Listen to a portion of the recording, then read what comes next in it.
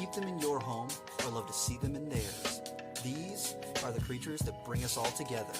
Reptiles. We're going to be delving into the experiences of reptile lovers from around the block and around the world. This is the Reptile Talk Podcast.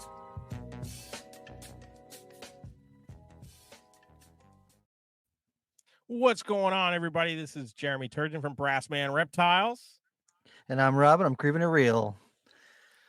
Yeah, Party. Episode 150, man. 150 episodes of the podcast. Heck yeah, dude. Heck yeah. Hey, I'm excited for it. Got a little us episode going on tonight. Super excited. And before we even roll into it, I want to say that tonight's episode is brought to you by blackboxcages.com. Box Cages, bam. Right. If you're looking for a new rack or enclosure, make sure that you check out Black Box Cages. Really great customization options. One of the quickest turnarounds in the game. They're always doing things to improve your user experience when it comes to your hobby with reptiles, arachnids, and all sorts of different types of critters.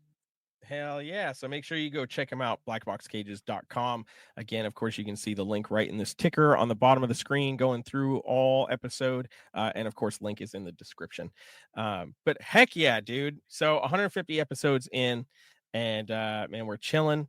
If you're this will actually go up today. So I was going to say, if you're listening in the future, but the future is going to be in just a few hours. So right now, the future is right now. The future is now.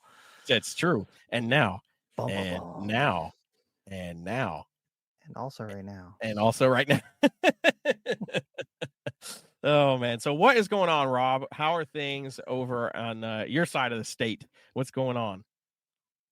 It was like it rained really hard the first part of today, but the second part of the day was really nice outside. It was like 60 something, like probably like mid 60s. It was so nice out and sunny. And on my side of the state, let's see, I got scrub eggs in the incubator, which is cool. I don't know. Hell yeah. Maybe a little bit. So I got scrub eggs in the incubator. I posted a little video on Instagram and a picture of the female with the eggs. That's Ursula, bred to Brad. So Brad's the male who's fathered all the babies that I've produced so far. And then Ursula, this is her first year producing. She's a captive bred baby that I got from a guy in Florida. And this was her first clutch of eggs. 9 good eggs, 1 slug. I'll take it. Let's do it. Hell yeah, dude. Hell yeah. That went pretty nice. Those eggs are in the incubator, and my incubator's been off for a hot minute, so I had to like set it back up and yep. Reel it into the right temperature. It was on like 84 for a few days, and I was like, this is not right. So heck yeah, I've been dealing with that, and then pairing up some other stuff. I've got a couple Borneo ovulations, which is nice. One of them is like one that I'm really hyped about. I got a ovulation from the like crystal glow leopard looking Borneo, one of the ones that I produced from the skunk line stuff. So she was bred to another skunk line animal. So should be some really bonkers stuff in that clutch if all goes according to plan. I'm really hyped about that. And then I'm pretty sure I've got an ovulation on some striped granite head ultra stuff, and a couple, I don't know, maybe 1 or 2 other things. I still am waiting a little bit to bring the corn snakes up from brumation or hibernation or whatever, but they're rearing to go. They're ready. They're like, I open up to check on them. They're like looking at me like, where's the food? No, calm down. Calm down. You're a corn snake. What are you doing? So that's been going good. I got we got the Raleigh Reptile Expo coming up this upcoming weekend. If you are listening to this concurrently, it'll be March 8th and 9th of 2025. If you're listening to this in the future, you missed it. Damn, you should have scheduled things better, damn it. Right. What's your problem, bro? Yeah, bro. What are you even doing? So that is coming up, and I've got some baby corns I can finally try to sell. I just haven't really tried to sell anything recently. So I've got baby Borneos. I've got, a scrub I can let go. I got some corn snakes, and I hate selling things. I hate the process of selling things. I don't mind actually selling stuff. I just the process sucks. I don't really want to take 500 Yeah. pictures for 10 different people who are not going to buy it. Yeah. Yeah. I definitely get that. I've definitely experienced some folks on certain platforms that like to make inquiries for pictures or lowball price offers, and then you respond or provide an image and you just get ghosted. And Mhm. yeah, it's frustrating. It's frustrating. But Yeah. anyway, How's things going with you? I can't complain, man. Things have been going well. The season is certainly underway. I got a clutch of albino carpets a couple of weeks ago now, 2 weeks ago now. So those are in the incubator. I'm very excited for that. That female, I produced, I don't know how many years ago now, probably 2018, 2019, and that clutch was from an albino caramel jag to a caramel head albino. Mm. How many eggs there were in that original clutch, but somehow the incubator had gotten unplugged, and I don't know for Mm. how long. I lost all but 2 eggs, and it was this female and a brother of hers that went to our buddy Anthony in Massachusetts, and Mm. so it was a bummer to lose the clutch, but a super cool experience to still have that female. She's crushing it, and grow her all the way up to breed her, and now have her eggs in an incubator that for no known issues should fail. So Mhm. knock on wood that doesn't happen. But yeah, so that was really cool. I'm looking forward to that clutch. That's just got a little bit of extra sentimental value. And she was bred to a pure Darwin albino, so we'll have some intergrades, but all albinos, which is always cool. So I'm looking forward to that. It looks like I missed on Borneos again this year. No. So No. I'm kind of bummed about that. But yeah, I'm just like, wow. I admittedly started focusing a bit more of my time on prepping Amazons. Yeah, that's fair. So I was just kind of like, okay. I did catch locks, but of course that doesn't, things can breed and Yeah, not that doesn't actually mean- produce, yeah. so it doesn't mean anything. So I mean, maybe I'll get surprised later on if a female decides to cycle later and has retained sperm, but overall, it's all good on the Borneo front. So got plenty of ball pythons breeding this year, like more than I probably planned. And Mm. but it's gonna be cool clutches. I'm hoping I've got the female is building pretty consistently right now. So VPI Azanthic Clown to a butter Enchi butter Enchi pastel. So I had to think about all the genes. Hypo Desert Ghost. So the possibility for some quad hets. So Ooh. DG True Ghost Clowns. That clutch I'm certainly excited for, and she's been building and going in the right direction. So I'm excited for that. The first ball python clutch of the year is due in about 10 days from that same Axanthic clown male bred to a hypo chocolate pin. So some True Ghost triple het stuff. So I'm excited for that. And then a myriad of other ball python combo things that I just randomly paired together. So we'll see what happens. A het pied to a het pied. Yeah, oh yeah, bro. I'm going back to 05, man. Pos het to pos het, bro. We don't shed test. We look for markers. Bro. But yeah, it should be cool. The one other clutch that I'm excited for, it'll be a Who's Your Daddy clutch, but a very definitive Who's Your Daddy clutch. So either way, it will be cool. Bred a female cinnamon candy to a male Hidden Gene Woma Enchi Lemon Blast Fire Het Puzzle. Yes, there's a lot of stuff happening there. There's a lot of stuff happening there. Yeah, and then backed her up to a leopard candy. So I'll know if I get candy babies, then I know what got it. If I get non-visual candies, then I know that they're het for candy and possible het for puzzle, and those I will shed test and we'll see what might be going on there. But confirmed locks with both. But the that het puzzle male stopped breeding for a period of time. It just was like not interested, and I was like, I don't want to miss this female, so I just threw the leopard candy male in with her. So we'll see. Fingers crossed. And then everything else is just kind of myriad of a bunch of different clown combos and hypo combos and what have you. So we'll see on that front. Colubrids are now officially all the way warmed up out of brumation. I put them down early, so I brought them up early. They've been feeding super strong, getting the first couple of post brumation sheds from some females, so we're getting very, very close to starting to pair some things. Leopard geckos were breeding here, so it was a very loud tail rattly week and a half over here. Ruh-roh.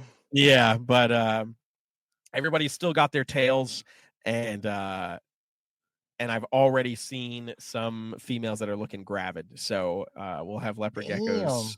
Yeah, it was like I got them right there where females are starting to ovulate and everything. So it was like the perfect time.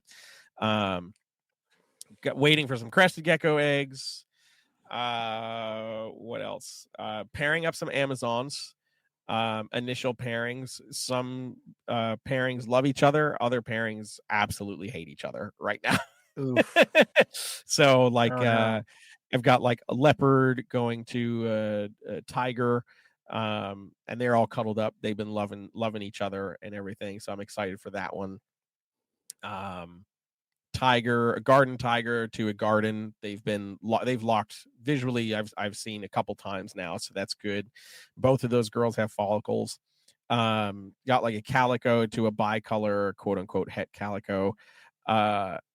That hate each other right now. They're like opposite sides of the enclosure and everything. And I'm like, dang man, like come on. So at this point, it's still kind of early. I went back and looked at records for girls over the last couple of years, and most of them started cycling in like early April. So we're still maybe like 4 weeks or so out before like any palpable follicles might start developing. So I'm just kind of like, okay, if I can at least get some males in rotation, maybe it'll start to just kind of get those females into the zone and be like, okay, it's almost that time. Maybe we should start reproducing. So, but lots of chaos happening here. But I'm excited. It's always like maybe you feel the same way, especially if there's a clutch that you're really anticipating. It's like the weird in between of like, I'm excited because things are breeding, but damn, I want those babies. Like, I want to see what's going to happen. Like, yeah, I feel like that's how I've been the last couple years. Like, my life has been so freaking hectic the last couple months that I was just like, oh, there's an ovulation there. Oh shit. Oh, there's eggs. What is happening right now? I don't even know. I haven't written anything down. I don't know what's going on. Yep. That has been my life for the last like several months. Yeah. Yep, exactly. That's 100% how I felt with ball pythons this year. I started the season like, yeah, we're going to one big final push on ball pythons before I do final downsize of everything. Just going to breed as much as possible. And then life got a little chaotic and I stopped pairing things any kind of consistently. And then finally things settled down and I was like, all right, let me revisit some of these ball pythons. And I was like, oh, that's you've already ovulated. Or like you go to eggs. Yeah, exactly. You go to palpate for follicles and you're like, oh, we're way past follicles right now. Like these are full-blown eggs. How did this happen? How did we get here? Yeah, exactly. But yeah, so I'm looking forward to seeing some cool ball pythons. Definitely fingers crossed that Amazon tree boas start loving each other a little bit more. And yeah, it's going to be a good season. It's going to be a busy season, but it's going to be a good season for sure. Hell yeah. That's awesome. Buddy. Yeah, man. So I know you won't like it, But Oh no. most anticipated corn snake clutch for me this year will be Corn snake to a king snake. Great. I no, love it. no, no, no, I'm just no kidding. hybrids. No, no, no, no, no.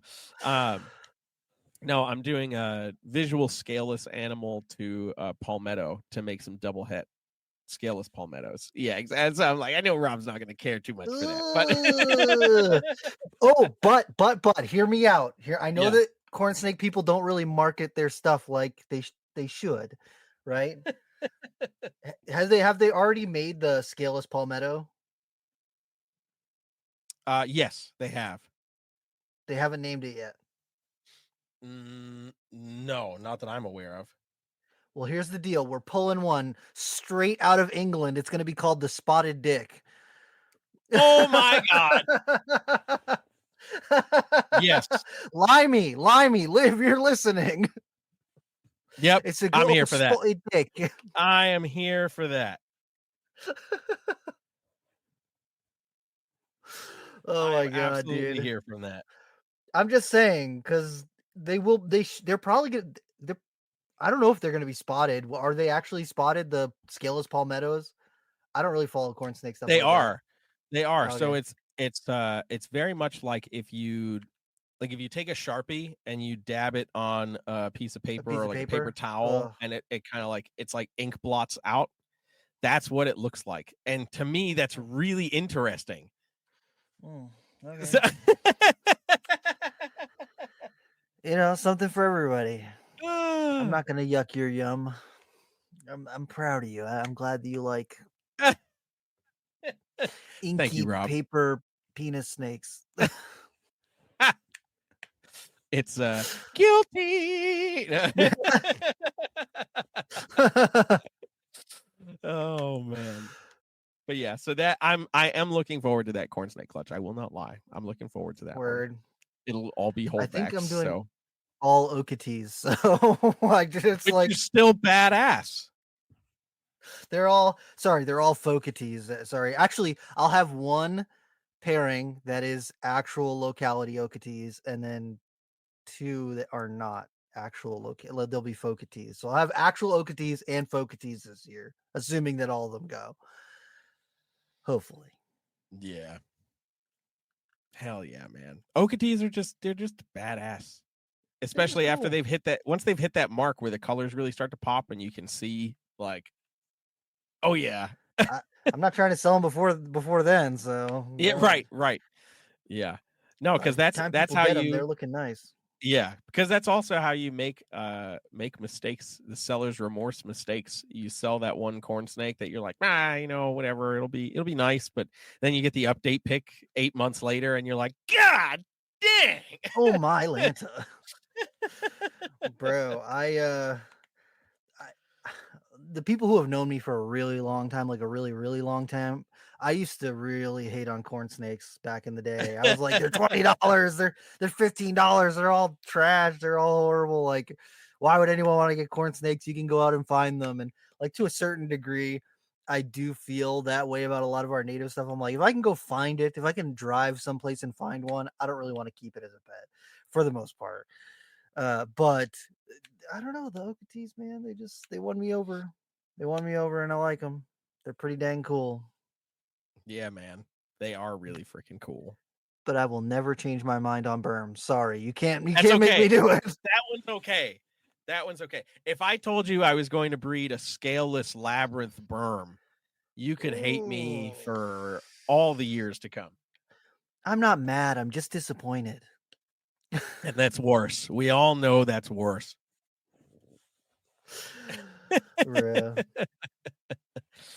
Oh man. Oh, I forgot. Yeah. I'm gonna have I just saw the comment about getting IJ carpet. I'm gonna have IJ carpets this year. Well, they're gonna be crosses because I got the IJ jag back to the IJ female. So heck yeah. So I'll have more of the high percentage IJ jags again this year. So that'll be tight. I hope that I get some nice stuff like last time. And I'm actually really excited for that clutch because I don't think I bred carpet pythons last year. I gave everybody a year off, and I've got a bunch of I've got jungles that are all getting close to breeding size. So I've got a bunch of stuff that's in the pipes, but not quite there yet. And then some of the scrubs that I've been raising up are doing freaking mint, and the Highland scrubs that I've been raising, the females, they are starting to put on size. Like I just feed things, and then I'm taking them out and cleaning them and blah, blah, blah. And then one day you just take them out and you're like, you're getting freaking big. And the first Highland female that I picked up is probably pushing like 6 to 6.5 foot now. So she is like beef, really beefy right now. Hell yeah. And Fleb was like 7.5 feet when she produced, and then Ursula is like maybe between 7 and 8 feet, probably around that 8 foot mark.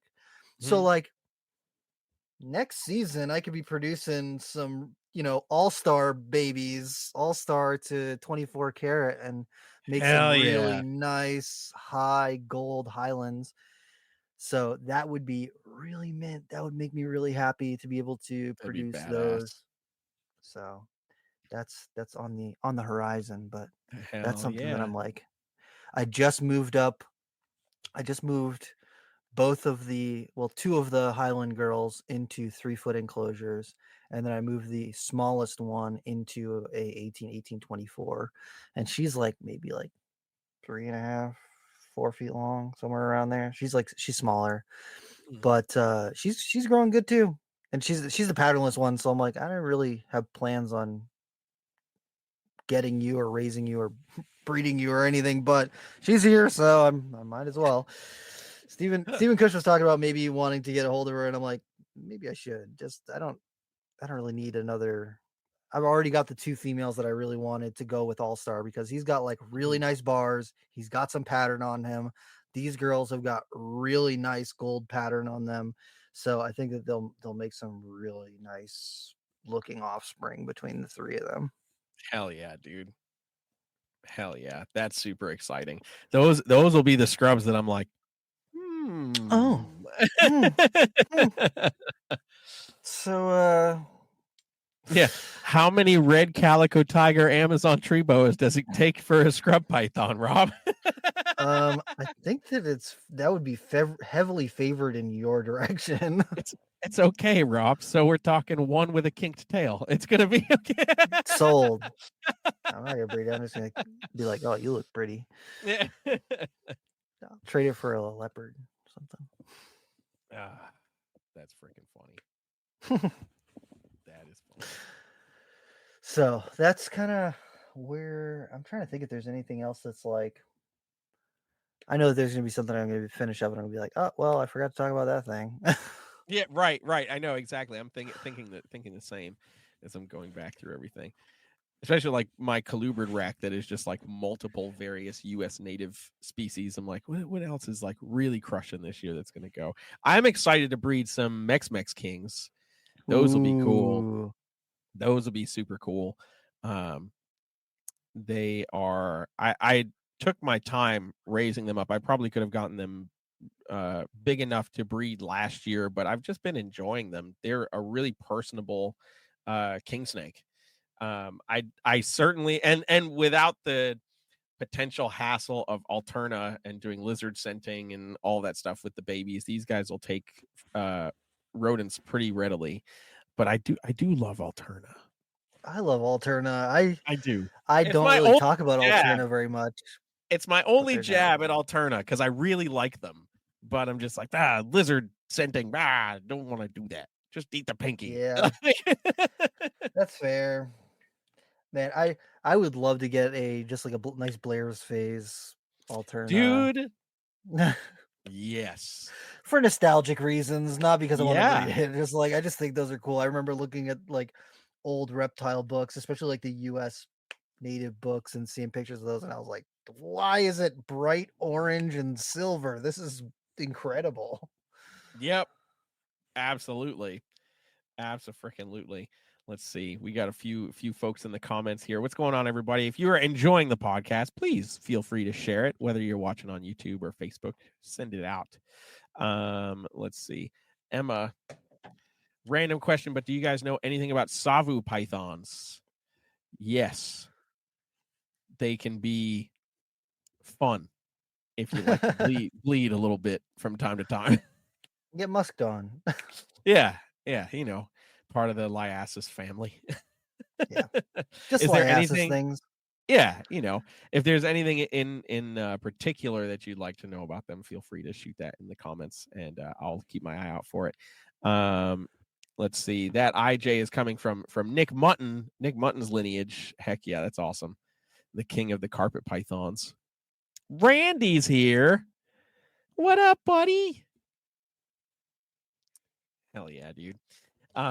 So I've Yeah. worked with Liasis a little bit, or the Savus a little bit at Nerd, but other than that, I have not had a ton of experience with the Savus. I've also worked with Maclots, and then the big Liasis.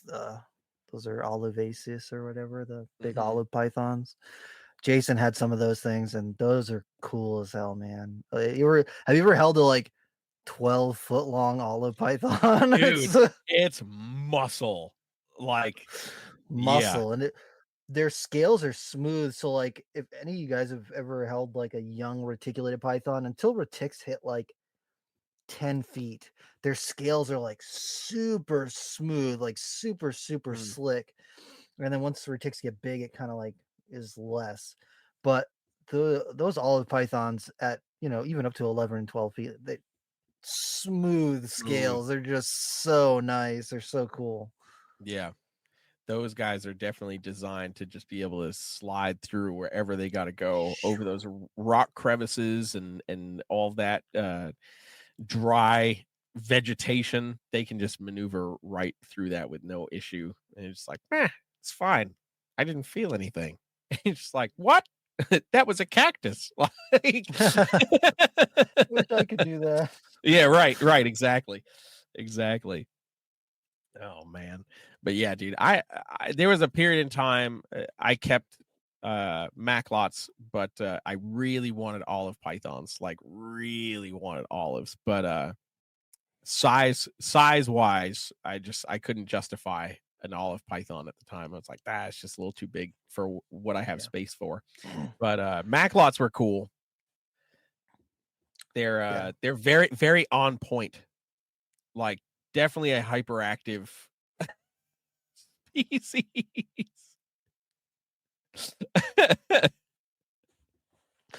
The olives are very on point too, and some of them are sneaky motherfuckers. You think everything's cool, and then all of a sudden they give your arm a look like, oh hell yeah. Yeah, Like, no, I oh could hell eat that. no, oh hell Like, no. yeah. Oh man, that's they're just fun snakes. They really are just fun snakes. Oh, let's see. Picked up a 6-month-old Savu first gen, and I guess is completely unrelated to any other captive bred ones in the U.S. Are they pretty hardy snakes? Active or temperamental? I find they're kind of a little bit, at least the ones that I was working with were a little bit more shy. They're pretty hardy. I mean, as long as they're established and eating and everything, a lot of that Liasis, the tough part is getting them to eat. And then once they eat, they don't stop. And they're a little shy, but they are active. So like if you're in the room, they might not cruise around, but the second that you leave, they're going to be all over the place. And then temperament wise, shy, defensive, musk typically when you bring them out. At least the ones that I worked with. That's not to say I have a very small sample size, so I don't claim to know everything about them. But the ones that I worked with, very active when you're not watching them, and then the second they know that you're in the area, they're like, "Nope, I'm just gonna hide." Yeah, and they just kind of are a little bit more reclusive like that. Of course, I go to bring it up, and I draw a blank on his name. Gary Scavino keeps and breeds Savu pythons. He would be a good person to reach out to and pick his brain on information if you're looking for some other info like that. And he might have some intel on like new F1 generation kind of stuff and like what what your best route is on mitigating that if there are any situations that pop up, because that as far as that goes, I'm unaware. I have seen like maybe 4 or 5 people produce them in the US. So like anyone who's got captive bred ones, they're probably unrelated because almost all the people who I've seen who have bred them from initially wild caught stuff. And so anything that is captive bred is most likely unrelated unless you both got it from the same person. And then it's Right. like, it's going to be related that way. But all the other stuff, they're not very regularly bred. That is true, which is a shame because they are really cool snakes. Yeah, a lot of people are hyped on the Dunn's pythons, and Oh yeah, don't get me wrong, Dunn's are cool, they're rare, but if we were just like if they were the same amount of common, like if you could get a Dunn's python or a Savu at the same price, and they were both equally as available, I think Savus would probably beat them out, at least from a lot of the ones that I've seen. Some of the Savus are just like really striking, and then some of the babies with the like bright orange on them and the speckles and everything, like they're pretty snakes. Yeah, they definitely are pretty snakes. Hell yeah, man.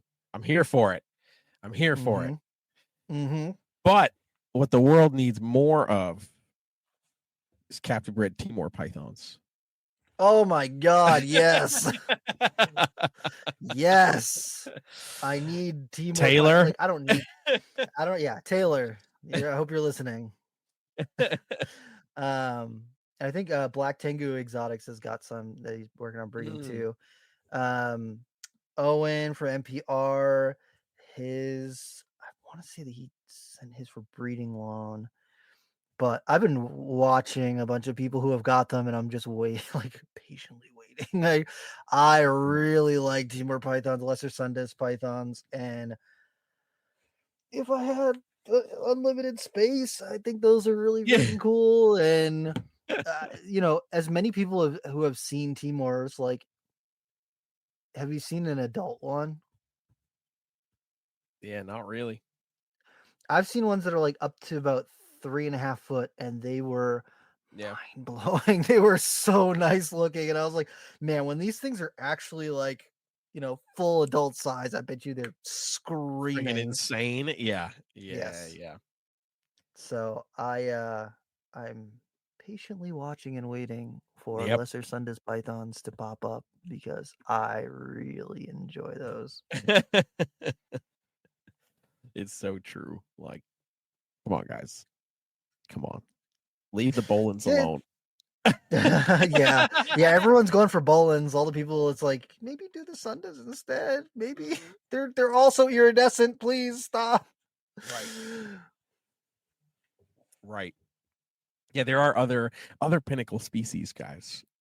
There are other iridescent species because also true. That's the main claim to fame when it comes to Bolin's pythons is that they're shiny. I'm like, oh, cool.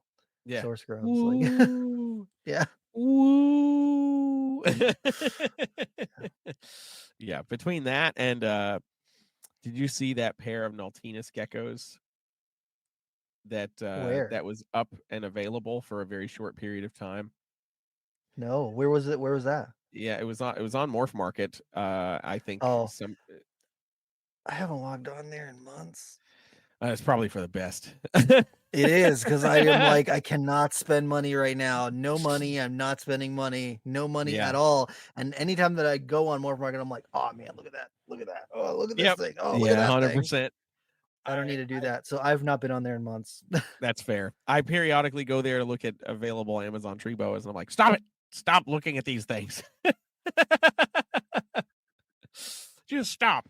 But yeah, I forgot what they went for, but I want to say it was somebody in New York ended up with them, but I don't remember who. The elegans. So I'm like, please. Oh, they're elegans? Yeah, like please breed those. 10K? Make those. I think 14 is what they were listed at. Yeah, for the pair. And yeah, for what it is, and the rarity aspect of it, I'm like, I'm not mad. Yeah. I'm not mad at all. but I'm just like, come on, somebody get these and breed these. You I know, really like you're them. certainly not going to flood the market with them with a single pair, you know, but come on. I heard a lot of times they only produce one offspring at a time. Which is so crazy. hurts my feelings. You ever want a Hertz donut? Yeah, it hurts, don't it? My thing is that like I love Naltinas. Always been one of my like really like I don't want to say dream, but like cool animal that I would enjoy keeping. Yeah. But they need to be cold, and I don't like my living space to be cold, and I don't want to set up a cold room just for a gecko. Just for that. So Yeah. realistically, I probably should not have them. But Hey, oh boy, those things are amazing. Hear me out. Yep. Just get a big wine cooler and make it into a vivarium.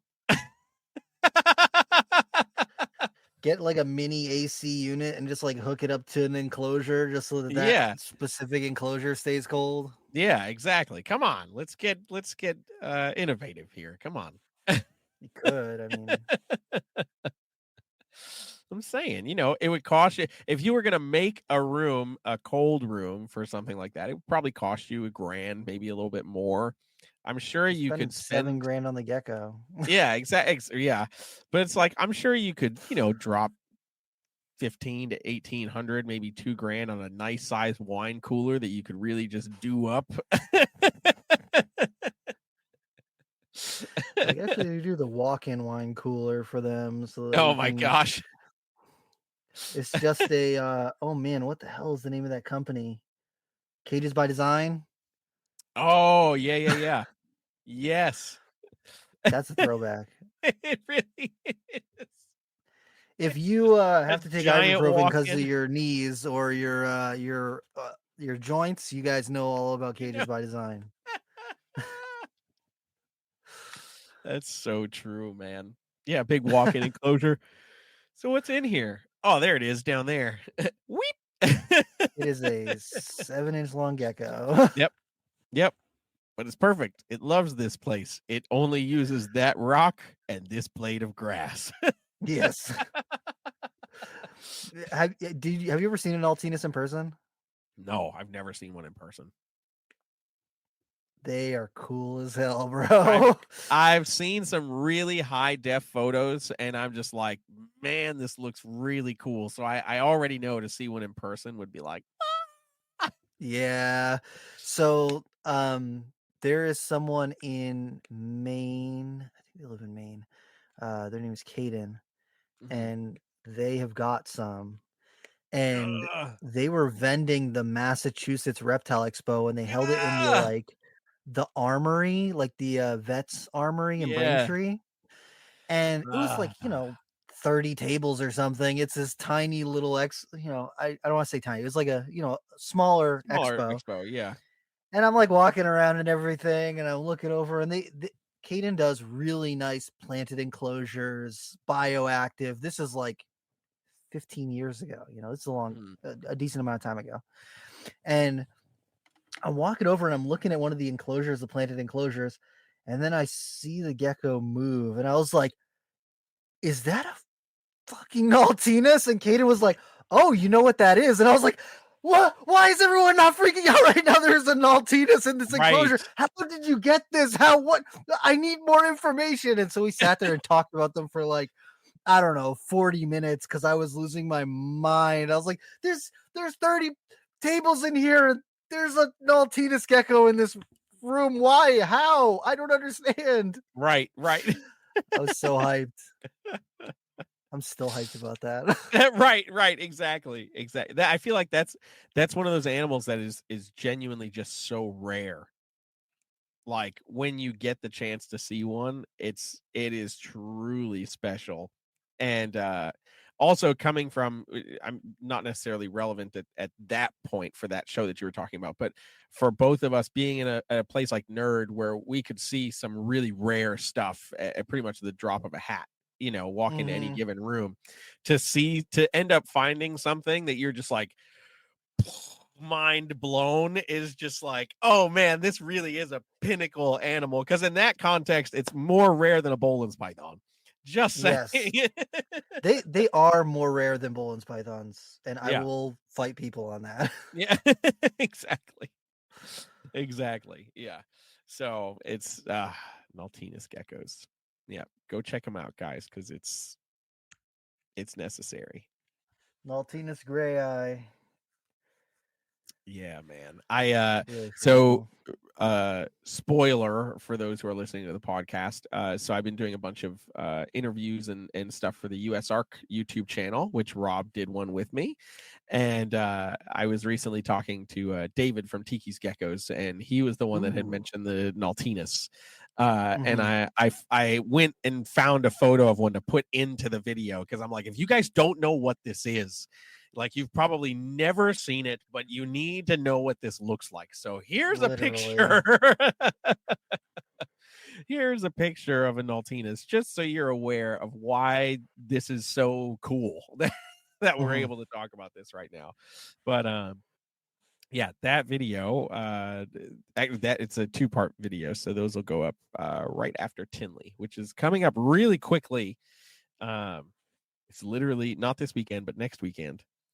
So, yeah, exactly. March Tinley is already here. It's crazy that we're in March. To me, I feel like time is going by really fast. Yes. Like, slow down. Fast. Right. Like slow. Like get warm, but then slow down, please. I don't know. January took forever, and then February, March is like flying through. Right. Exactly.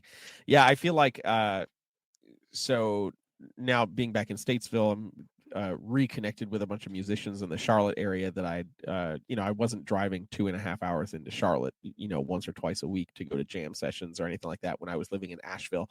So now being back in Statesville, going back and hanging out with some people, I'm like, oh man, like this is exciting, but also like, holy crap, it's Monday again. Holy crap, it's Thursday again. Wait, what the heck? Yeah. Why is the week is going by so fast? Slow down, everything, please, just slow down. I just need to breathe just for a minute. Dude, it's literally like, and then we're Sunday is daylight savings time, so we lose that hour. Spring ahead. No. Yeah, man, it's coming up fast. So Wait, it's all Saturday into Sunday. I technically I think so. Yeah. Yeah. Exactly. So sorry, I didn't mean to ruin that for you. Oh my goodness. Yeah, Sundays daylight savings. I'm gonna be a wreck on Sunday, bro.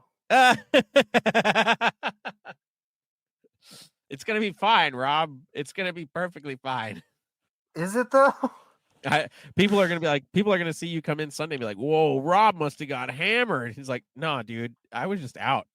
And then I just was out really late, and then I lost another hour of sleep. So I'm a zombie, and yes, it's great to meet you. Please buy that snake. Yes, I'm going right back to my nerd days. I just I only sleep for 2 hours every here and there.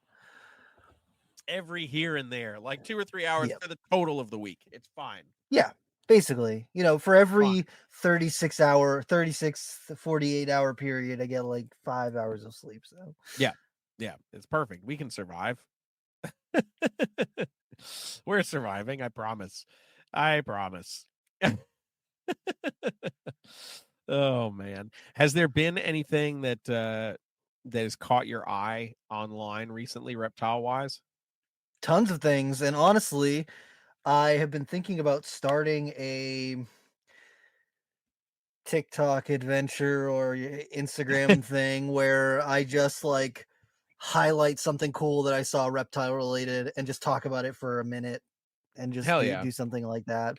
And I'm still brainstorming what I want to call it or whatever, but I've seen so many cool things recently where I'm like, I want to talk about this for 5 minutes, or I just want to like put this in front of people and be like, look at this thing, look at how cool it is. Yeah, dude, Mike Clarkson posted this like calico file snake, Acrocortis granulatus. Yes, Bro, are you Wild. kidding me? Are you kidding Wild. me? That Yeah. thing is incredible. I have it saved on Instagram so I can save it, but I've been waiting to just like Yep. to post some of this stuff. I saw that, man. That thing was incredible. I've seen trying to think of what are some of the other things that I like seen just in the last couple days of stuff that I'm like, oh man, that's so cool. Recently, my buddy over in California, Indo Serpents, Daniel, he produced some Highland scrub pythons. So seeing him produce those Hell babies yeah. is mint, so freaking cool. That's awesome. Man, what else? I've seen so many different cool things over the last. I'm gonna go and look in my saved folder right quick because I've got so much stuff. Every like couple days I look at something, I'm like, oh man, that thing's cool. Oh man, that thing's cool. Oh, that thing's cool. And I just want to like blab and spit and talk about it. So I just been like saving things here and there as I'm Hell yeah, going. dude. That Acrocortis was really cool. Let's see. Some water monitor videos. Someone else who's got a ton of those Nautinus geckos. Oh, I saw that picture too. You might have sent it to me. I was just like, oh my God. Mm-hmm. Those are really cool. Wagglers, pit vipers, and shed. Ohana Reptiles has got this fully striped Longicauda boa. Oh, that's crazy. If you guys are on the audio only, you need to pop over to this minute marker 4706 and look at some of these pictures on YouTube. So it's a BCI or boa constrictor BCL boa constrictor longicauda. Maybe they got elevated to their own species. A longicauda boa. They have like really dark black contrast in their patterning, and this is it's hollow back, so no patterning on the back, and black stripes the whole way from the Yeah, back of that's the cool. eye stripe all the way down to the end of the tail. And I've been watching them grow that thing over the last couple of years, and it is starting to get into its color now. And the Hell thing yeah. is mint. It's incredible. So I'm really hyped about that thing. I'm trying to think of where some other things. Teamer pythons. Did you see the azanthic Prasinus? Man, I can't remember what the common name is. Gastrolophus prasina. No, So it's but like a that's really cool. blue. It's the teal blue. Yeah, that's super cool. Hell yeah. So the Gastrolophus prasina is like this small, like they're in between the size of like a leopard gecko and a bearded dragon. They're like kind of in the middle between those two things, I guess. Yeah. But they have this long prehensile tail or semi-prehensile tail, and they look more like a lacerda for the people who are listening on the audio version. And this thing is like teal blue. It is so nice, and they've Yeah. got a group of them. Oh, And that's so wild. I told you I've got a whole bunch of stuff in here that I've been saving to share and to talk about. That is nuts. That is freaking nuts. Calico Dominican red mountain boas, fully striped jungle carpet pythons, black West Those are always Papuan cool. carpet pythons. Hell yeah. Steve Pete, Tillis produced Halmahera scrubs. right. Yes. Pete, I'll be at Tinley. Rob won't be at March Tinley, but I'll be there at Tinley. I'm gonna try and make the October one, and then I still got to talk to you about figuring out a way to do the Super Show in California. Oh yeah, hell yeah, bro, hell yeah. But yeah, dude. I saw. I don't know. I don't think I sent it to you because I saw it on Facebook and was just like, I'm going to show this to Rob, and then rather than save it and just send you the link, I was like, he doesn't use Messenger. No. But when I'm on my computer, I'll check on it because it's easy for me to just like click on it and type to people. But if I'm on my phone, it's a pain in the butt. Yeah, no, that's fair. There was what looked like a calico black mamba found in Africa. So it was very, very interesting looking because it was not stark black and white. It definitely looked more mottled and like grayish. It was very, very interesting, but like primarily through the entire body of the animal. Like it was something noticeably very different. And I think from what I read and understood, initially was thought to be like a skin condition. And really? Like the fungal thing? And like a like, oh fungal shit, thing. no, actually. Yeah, exactly. Yeah, after further investigation, they're like, oh no, this is like some kind of genetic mutation. And I'm like, that's wild as hell. Mm-hmm. That's Like, pretty cool. Speaking sheesh. of venomous stuff, Reptile Garden South Africa with the albino gaboons, Yes. bro. Dude, it's a They, Starburst package. they look like they're painted in Starburst. They're Yeah. so nice. And they've got like yellow ones and orange and pink ones. And oh man, they produced more of those this year. And then I think Ryan Gradney has been involved in importing some of those, which is Yes. tight because those are Yes. really cool. Let's see. More people hatching out parentes. HDR boreals with the leucistic Amazon tree boas. Oh yeah. Yep. I That was saw closer to that. Christmas that he shared that video, but man, the all white Amazon tree boas, those are incredible. Yes. He just shared something on his story a couple days ago, I think it was, of those guys. In some newer enclosure or something I think that he had set up. And dude, they look freaking so Sweet. badass. So badass. And he shared a picture of one and he's like, I have a funny feeling that this one is tiger. And I'm like, ooh. And I think Nick Mutton had commented, he was like, time to break out that black light, see if you can see anything, man. Yeah. like hell yeah, Yeah. dude.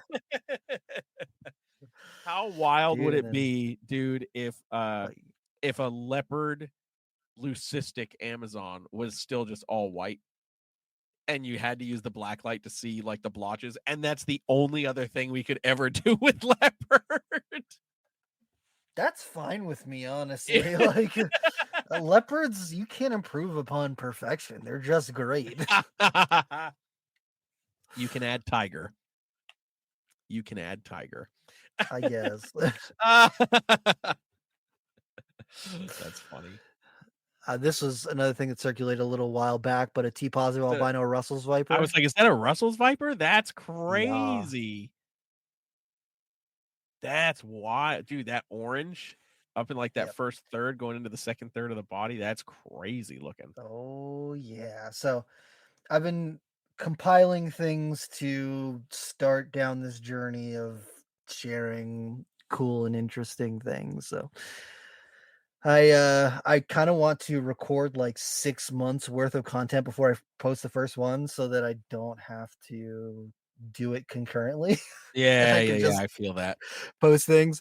And I was thinking of one of the little series that I could do. I did it on my Instagram stories and people went ham for it. Was one of a kind reptiles that you probably won't get your hands on. And so like the all black Amazon tree boa, that little leopard, the baby that Danny Mendez produced that was all Yep. black, and then it ended up looking like a regular leopard when it gets older. The calico Dominican red mountain boas, because every time someone is like, oh, I want to get a Dominican red mountain boa, I'm like, oh, you saw the calico one, huh?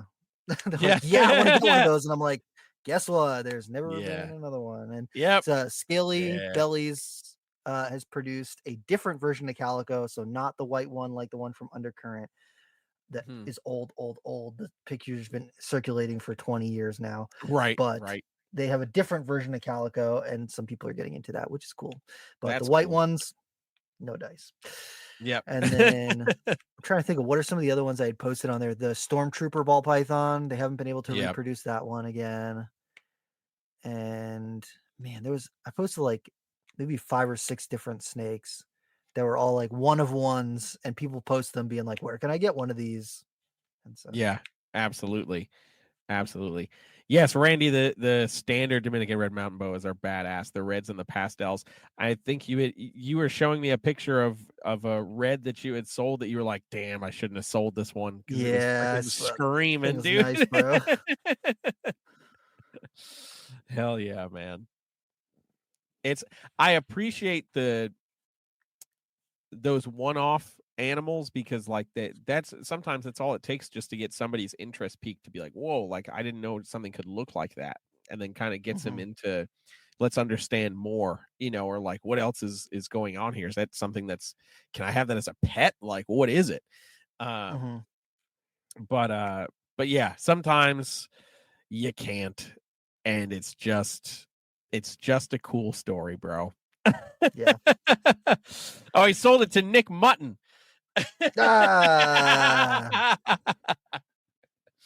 That's funny. Yeah, of course he brags. Of course he brags. dude, it's funny because like when I had Tammy take that picture of the pied ball python with the little jack-o'-lantern on his back. If you're listening to this audio and you've seen that picture of someone's hands holding a ball python, they're like, look at the little jack-o'-lantern on his belly. Those are my hands in that picture. And that's literally, we were going through and picking through snakes, and I was photographing them for the nerd website. And I went up to Tammy, who manages the pet store downstairs, and I was like, hey, look at this one. This one's really cute. It's got like a little thing on the back. You should post this on the Facebook. Yeah. And she was like, oh yeah, that's kind of cute. So we like went outside, took a little picture, she posted it, and then it went crazy, really viral. And so I had people who I had my family members from people who just know that I like snakes, and they sent me the picture and they're like, have you seen this snake? And I'm like, you're not going to believe this, but those are my hands. Those are my hands. I have seen that snake. I actually, it's in the other room right now. Yeah, exactly. That's a missed opportunity. Of course, didn't know it was going to go viral, but should have had another picture of it, like you doing like one of these, to be like, look, just as a follow up. People, have you seen this? Be like, wait, listen, you're never going to believe I have. it. But yes, I have. Yeah. Oh man. Yeah, that was the thing. Yeah. You've got to get a really tiny tattoo of your name on your finger, so it can be like the watermark. Rob's keeping it real on the inside of here. Exactly. Like, oh man, it's watermarked. I can't diabolical trouble with that. Yeah. I can't remove the watermark because that sick fuck tattooed it on his body. Oh gosh. Oh man. Too funny, man. Too freaking funny. Bruh. I'm here for it though, dude. I'm here for it. There's been a handful of those moments where just like you see those pictures, you see those animals, and it's just because the same thing happened with the stormtrooper.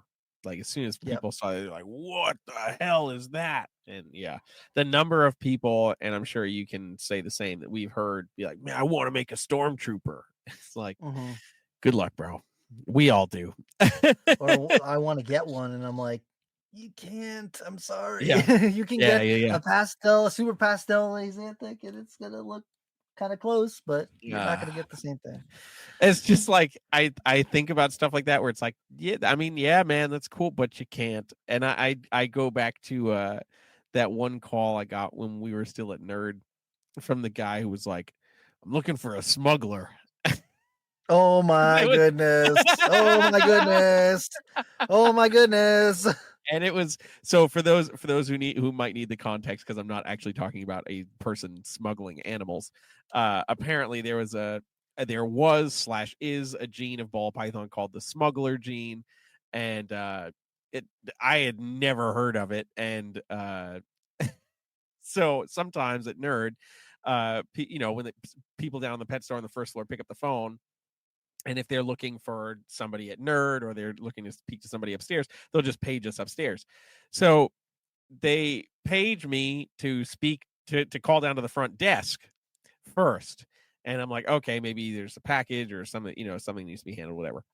And they're like, we've got this guy, he's asking about ball pythons, asking about the smuggler ball python. And we think somebody's pulling our leg, but they're adamant about it. And we just want to check with you before we send this guy up there. Is this a thing? And I'm like, I've never heard of it. Like, I don't think that's a gene, man. I'm like, I don't know for sure, but I don't think it's a gene. So, okay, cool. That's what we thought. Hang up the phone. 2 minutes later, they tell me to page back downstairs again. And they're like, yeah, he's really angry at us because apparently it's a thing and it's on Morph Market and whatever. So I went on Morph Market, and there sure as hell was a smuggler gene, and there were 2 snakes, and they didn't look like, it was like Mojave Smuggler or something like that, or Phantom Smuggler, and it just looked like a phantom.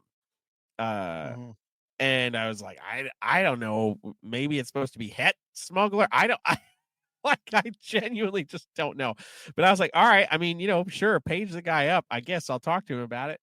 So pick up the phone, talk to the guy. Yeah, I'm looking for a smuggler ball. And I'm like, man, I'm going to be honest with you, dude. I didn't even know that was a thing until you called. I've never heard of it. It's not something we have here. And he was like, well, yeah, man, you take smuggler and you breed it to a phantom and you get a $12,000 snake. That's what it says on Morph Market. And I was like, I don't know what to tell you, bro. Like, we don't have them here. Like, I'm telling you, as the manager of this place, I know what we have and what we don't have, and we don't have that. And he's like, well, that's what I want. That was the follow-up response. And I'm like, I've never heard of it. We don't have it. The response was, well, that's what I want. And I'm like, go buy from them, bro. Like, what the hell? So I was literally like, hey, man, maybe you should try contacting the breeder that posted them, because I don't know. I don't know what this is. We don't have it here. And he's like, oh, yeah, that's probably a good idea. And then just hung up the phone. And I was like, what just happened? So Literally, then what just happened? I go downstairs and I have like a debrief with the downstairs team, and I'm just like, all right, look, ball python names are getting weirder. There is a smuggler ball, but it doesn't do anything, and we don't have them here. Oh man. But yeah, I think about that from time to time when I hear about or see one-off animals. I'm like, I think about the smuggler ball. Matter of fact, I want to look on Morph Market right now and see if there's been any updates, movement on the smugglers, on the smuggler project. What's going on? All right, smuggler. I can't wait to see the smuggler clown. They just call them the scary clowns. Just like, dude, apparently there's a super form. Oh, but no results found. I just looked up smuggler. No results found. So maybe that means that guy sold his $12,000 smugglers. Let's see if there's anything for super smuggler. What about a candy smuggler? No results found. Damn. That Pete says that story doesn't make me proud to be a ball python breeder. There are other reasons to not be proud. It's okay, Pete. Oh, ouch. Man. No, hey, man, as somebody with multiple gravid ball pythons downstairs, I feel the pain. But I have ball python females that are over 10 years that I've never bred. That's fine. That's equally as shameful, so it's okay. I just like them. I have this bumblebee. She's really nice. Oh God. Yeah, tell that story to your kids. The smuggler ball. Bring it to a phantom. A chocolate smuggler.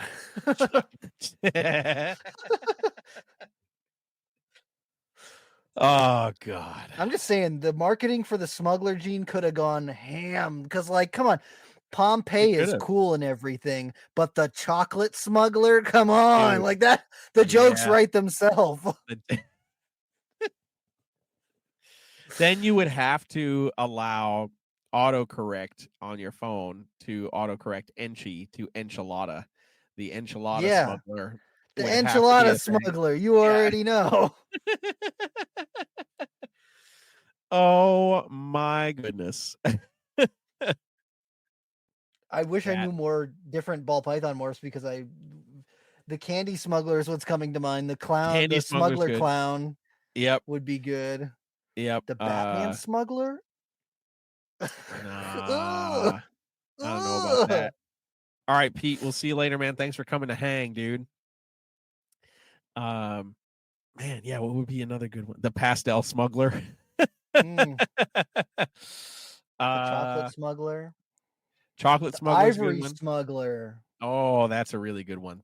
Posting that online might get you in trouble with the feds, though. Probably. Yeah, you're on a watch list now. Yeah, exactly.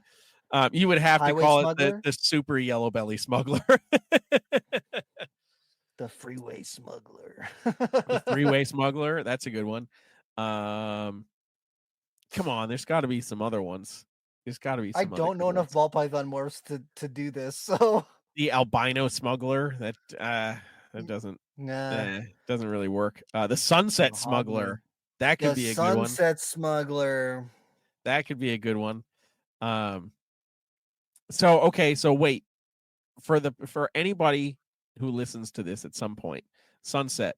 If you make an axanthic sunset, are we calling that the moonrise? What are we doing? Ooh, that would be sick, bro. What are we doing, man? We're calling it the full moon. The full moon would be badass, dude. That's got to be the what you call the true ghost sunset. The true ghost sunset. So hypoazanthic sunset is the full moon. Listen, Kabelka, you're hearing it. Do it. You already hatched it out last season, so I know, yeah, probably so. I just want 5%, man. If you didn't name it already, I just want 5% of every sale. That's a small number in comparison to what you got going on, bro. I think full moon is a banger right there. I agree. Dang.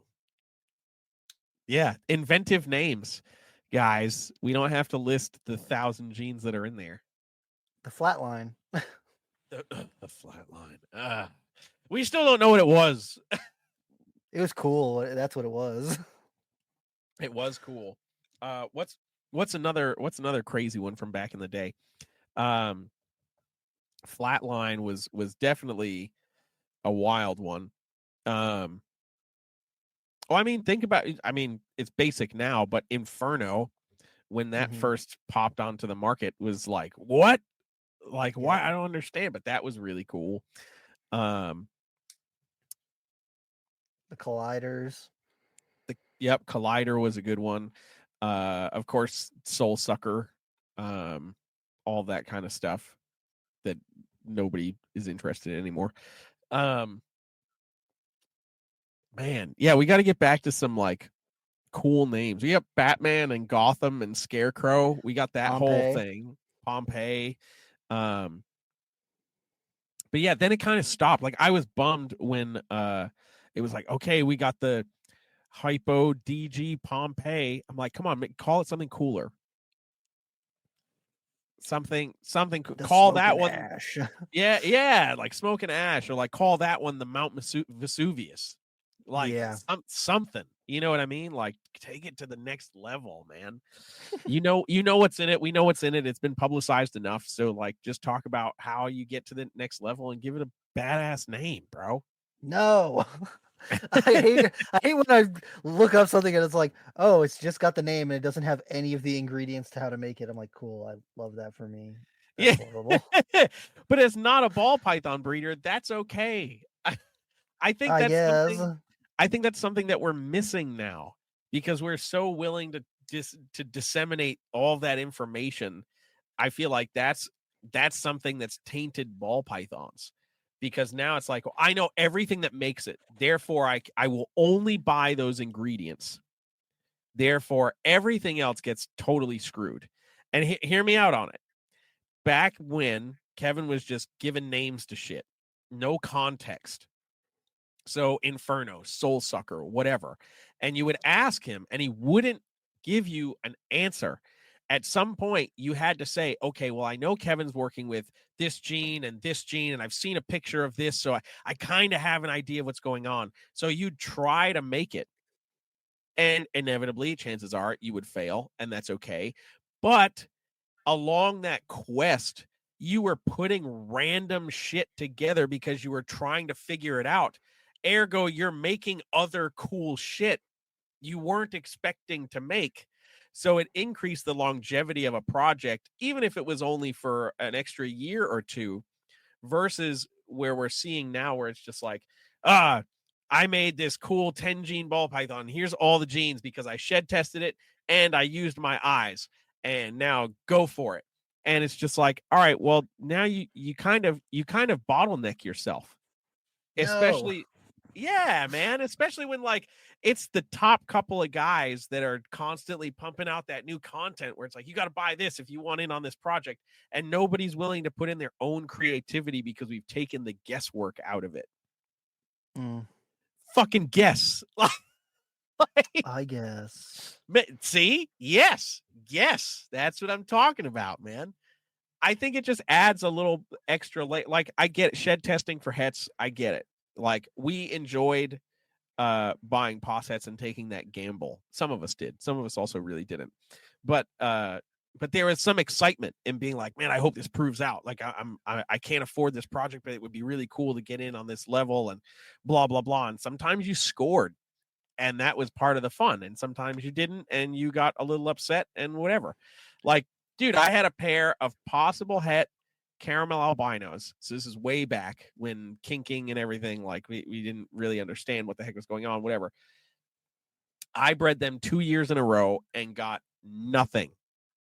Absolutely nothing. I sold them that third year. A buddy of mine bred them, produced a caramel albino. And I was I just had shitty odds, man. Just had shitty odds. But like, I mean, that was part of the game. That was part of the game. And like, was I butthurt? Abso-freaking-lutely, because I sold them as pos hets. But but yeah, it was part of the game. We've lost a little bit of that illusion, which I think really speeds up the process, which again is not a bad thing because we're pushing the envelope. We're seeing what's really possible and we're able to see it faster, which is great. But I feel like simultaneously, like there should be some kind of line where we're just like, all right, cool. We know I'm the breeder. I know what's going on here. But I'm just going to give it a cool name, bro. You don't like that? I disagree. Come on. No. Come on. I don't like it. It's gatekeepy. Yeah, you're damn right it is. That's when you hit everybody at the expo when instead of prices you just put inquire, and then when you ask if you can't figure it out, you can't afford it. Me when I was 14 calling nerd and asking, hey, how much is a bumblebee ball python? And they say 25. And I'm like, $25? And the person on the phone is clearly annoyed. 2,500. And I hang up. So like, yeah, my bad. Yeah, I didn't. Exactly. Yeah. I know they're expensive. My bad. Yeah. Oof. It was a business model that worked when almost nobody had them. Now everybody's got them and it doesn't work anymore. I'm just saying, man, rats are too expensive to be spending money on pos hets. That's all I'm saying. Which is fair. And I'm all for the shed testing for hets because that kind of helps, push you along and you can sell those as if you want to sell them as pos hets to somebody that wants to take that gamble, great. Or if you want to be like, no, they were tested, they're not het.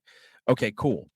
But when you go to produce or when you produce that like all gene or potential all gene animal, it's just got all those possibilities in it, and you shed test it, keep that. Just keep that. What if we didn't know what the Pompeii was for like 3 years? No. And then Justin was like, all right, guys, I'm finally ready to unleash the information. After I've made my army, I've done what I needed to do. I figured it out. I made sure it was right and everything. It's kind of what we had to do before shed testing and everything. You had to breed to see what the hell was going on. Or you were Kevin and just labeled it wow and just spread it to another. With your life. Exactly. Which we love you, Kevin, but damn it. Write it out once you figure it out, dude.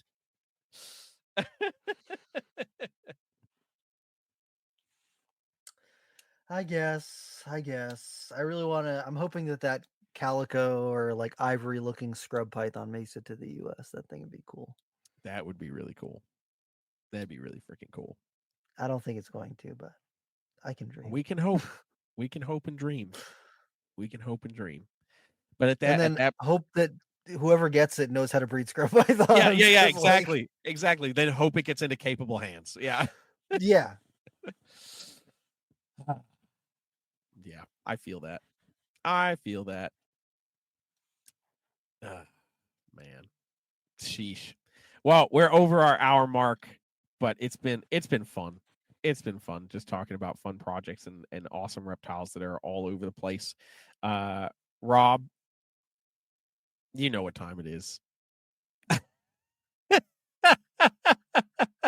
What in the realm of reptiles has you excited about reptiles right now, if we didn't already talk about it? We haven't talked about it. Ooh. At least not really.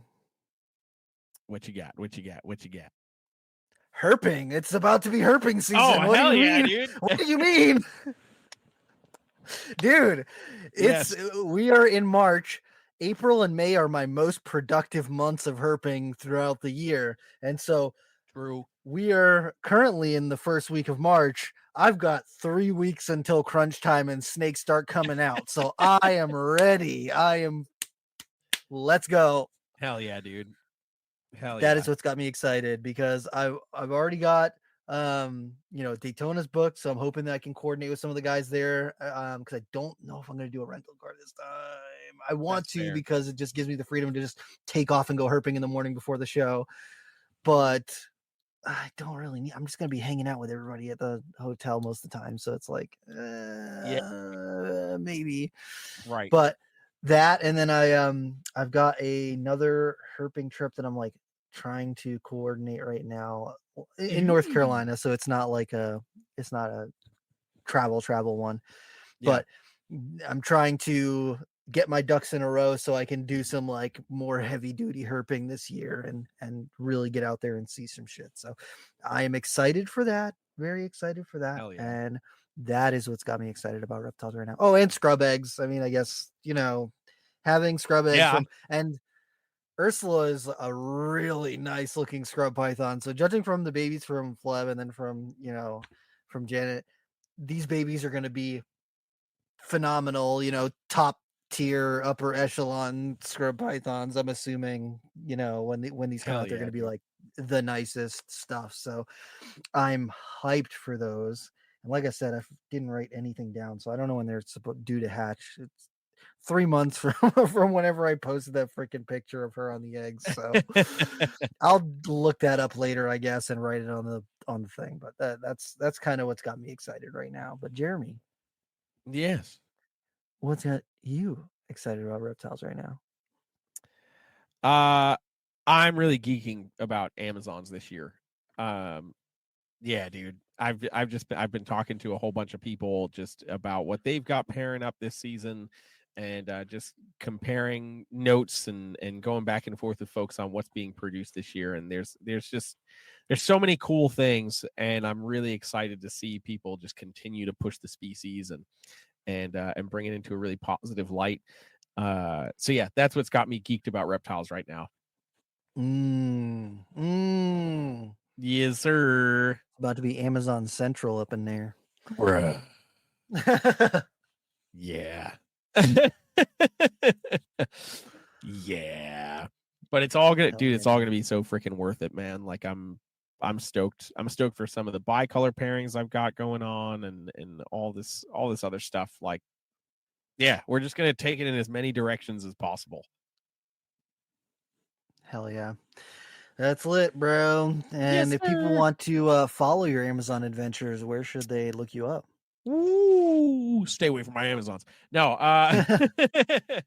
no, follow me at Brassman Reptiles on Instagram. Instagram gets way more of my attention than anything else.